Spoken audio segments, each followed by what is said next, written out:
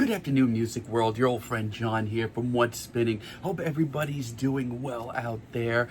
Back at you today with another ranked discography. Now, this is going to be an interesting one. New Foo Fighters album is out this week, and I have been a long-term critic of the band. There's been a lot of moments in my life where the band just has not resonated with me. Just their music has not hit me really. So every few years, I do like to revisit it. And this time around, I've decided to rank it. I'm only going to be sticking with their studio records, so only their 11 big boys. So without further ado, don't forget, this is all just personal opinion, folks, so let's have some fun. And at number 11, I am diving in, and I didn't even think twice about this one. It's Sonic Highways. Yeah, fresh out of 2014, I wanted to like this record when it dropped. As a matter of fact, I remember my initial thoughts on the record was just how kind of nasty it sounded, from a distance, that is. And I will take my hat off to it. This album definitely is explosive and a little loud. It's what it does with all that volume, which is nothing that leads me to think that this is their worst record. While the energy is here, Dave's songwriting is all over the place on this record. I don't even have a single to cling on. It's so bland. It's so tame. It's just such wallpaper music. For my money, it's the worst thing that the band has ever put out. Not much better is at number 10, 2017's Concrete and Gold. It exists. This album certainly exists, and I really can't tell you much about it. Re-listening to this record, to come into this new record with a fresh set of ears, once again, this just came off like such a collection of wallpaper tunes to me. They just take the sort of dad rock label that they've garnered over the years on this record and live up to the hype, but it's just so boring. There's no flavor at all. There's no excitement. It's all so flat.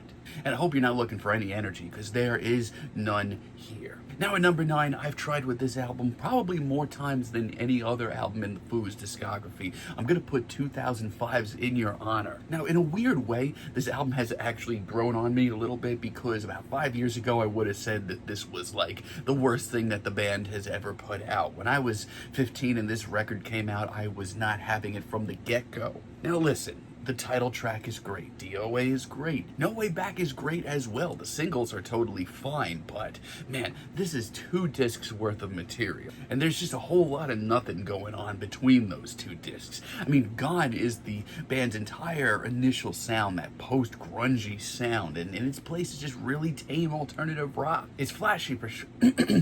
It's flashy for sure, but the heart is just not here. And I'm sorry for a long-time Foo Fighters fans. Best of You is just not very good of a single. Now, at number 8, I'm going to put 2007's Echo, Silence, Patience, and Grace. This is another album that I've tried with so many times, but I don't necessarily hate it. It just kind of exists. For the most part, this album is just very, very average. Now, credit where it's due. The Pretender's great. As a matter of fact, a lot of the singles, once again, leading up to this record, were pretty decent. This album, though, once it gets going, just kind of breezes along, and it doesn't really sway me either way. It was also around this time that the Foos kind of got this moniker of like the last great American rock band, and I just don't get it. It's dad rock for 90s teens. It's fine while it's on, but I don't remember any of it when it's over. Now we're gonna lean into some records that I actually enjoy in their discography, like at number 7, 2021's Medicine at Midnight. This album's fine. Matter of fact, when it came out, I distinctly remember, like, from a distance being like, I'm not going to be able to sit through this thing. It's actually pretty easy to listen to, and it's also a big part too. It's one of the shortest records in their discography. It's barely over 30 minutes,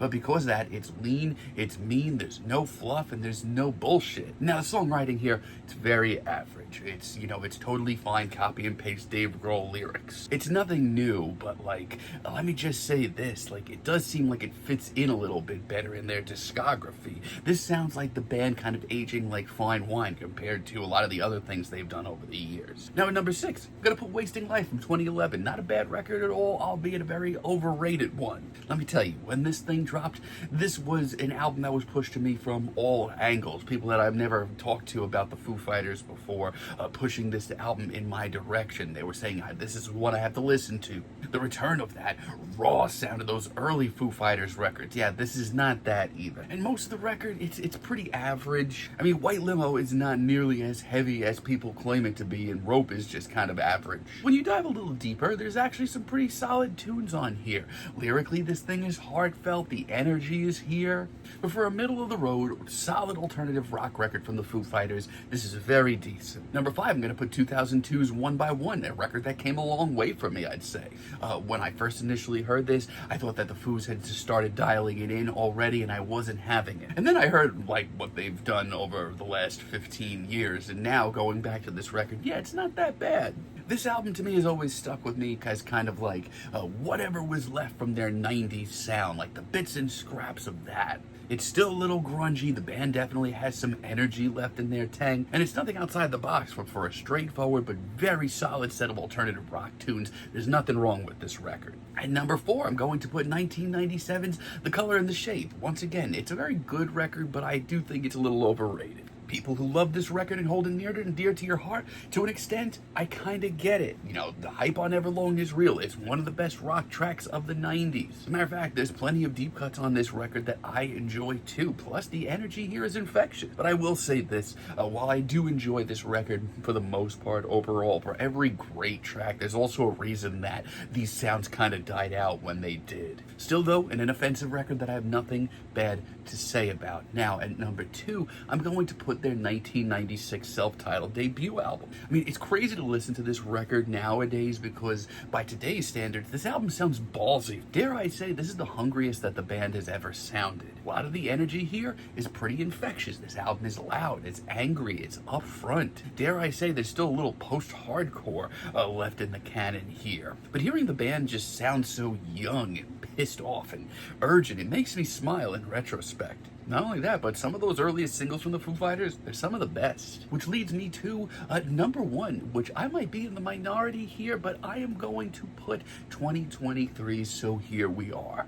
You know, following the passing of longtime drummer Taylor Hawkins, I didn't know how they were going to approach this record, but I felt like, you know, it was my critical duty to dive into this project nonetheless. But leading up to it, I thought to myself, I mean, obviously, this album can be one of their most emotionally packed records, and it is. This album is the band playing with a fire under their ass that I literally have never heard from them. It's explosive, it's raw, the performances are incredible across this record. Not only that, but on their 11th record, they decided to really branch out and try some new things as far as genres go. They touched down everything here between alternative rock, obviously, but also arena rock, some grunge, and some shoegaze even. Not only that, but this is Dave's best songwriting I've heard since the 90s. I think it is their best record, and it's an album that I go back to a lot and genuinely enjoy. But let me know what you all think about their discography down below, and of course let me know where their newest record, your favorite toy, because I'm going to be chatting about that tomorrow. But for now, let me know what you think of this. Let me know what you think about their discography, and I'll catch you soon.